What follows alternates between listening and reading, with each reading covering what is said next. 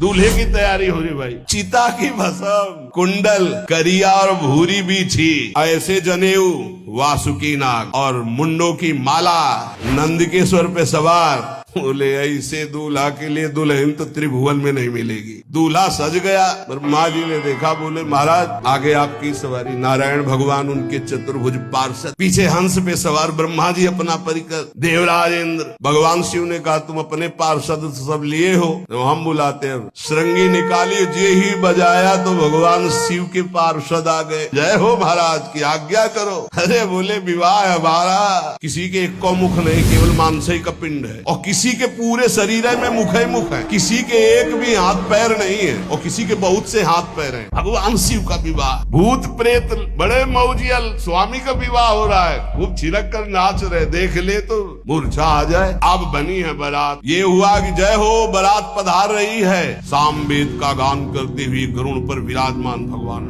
सब हिमालय वासी ओहो धन्य है, धन्य। यही दूल्हा है, बाराती है। दूल्हा तो भी बहुत सुंदर हो गए, सब देख के लुभायमान हो गए। नारायण परिकर सब। पीछे देखा हंस पर सवार भगवान ब्रह्मा जी, दूल्हा पीछे। गांव के नगर के लोग है ना, ये दूल्हा नहीं, सयाने लोग कहते हैं दूल्हा। दूल्हा तो ये तो ब्रह्मा जी है, देवराज इंद्र। ये दूल्हा नहीं नहीं नहीं, ये दूल्हा नहीं, ये दूल्हे की बाराती। जब सब निकल गए तो बहुत हृदय में आनंद था कि अब दूल्हा के दर्शन होंगे।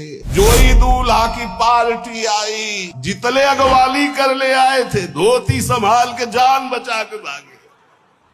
अब आरती करने के लिए, सुमंगल गाने के लिए नवीन नवीन स्त्रियां पार्वती जी की माता के साथ आ रही। मैना सोने की थाल है, आरती लेके जे भी देखा दूल्हा को, यही दूल्हा है। हाँ, हमारी बिटिया सूखे पत्ते खा के इसके लिए भजन करती रही। मैना जी ने पीछे मुड़ के देखा, एक भी नहीं स्त्री थी, अकेले थाली लिए खड़ी थी। थाली पटक दी, आरती की गई। अच्छा तो मेरा निर्णय सुन लिया जाए मैना जी का, अगर मेरी बात नहीं मानी गई तो हिमालय के शिखर से अपनी बेटी को लेके गिर के आत्महत्या कर लूंगी, ब्याह नहीं होने दूंगी। नारद जी गए और बोले विवाह करना है कि नहीं करना। शंकर जी से कहा, बोले वाह इसीलिए। बोले ये सब बंद करो आप, ये रूप से विवाह होता है, ये रूप हटाओ। बोले कौन सा रूप धारण करे? दूल्हा रूप धारण करो। भगवान शिव ने जे भी 16 वर्ष की अवस्था, हाथ में दर्पण, अद्भुत मुकुट धारण किए हुए, जटाएं ढकी हुई, गौर वर्ण, वो सुंदर रूप जो देखे सो मोहित हो जाए। मैना जी को बुलाया, देखो दूल्हा आ रहे हैं, एक एक कदम ऐसे चल रहे, संभाल संभाल के जैसे चलना सीख रहे हो।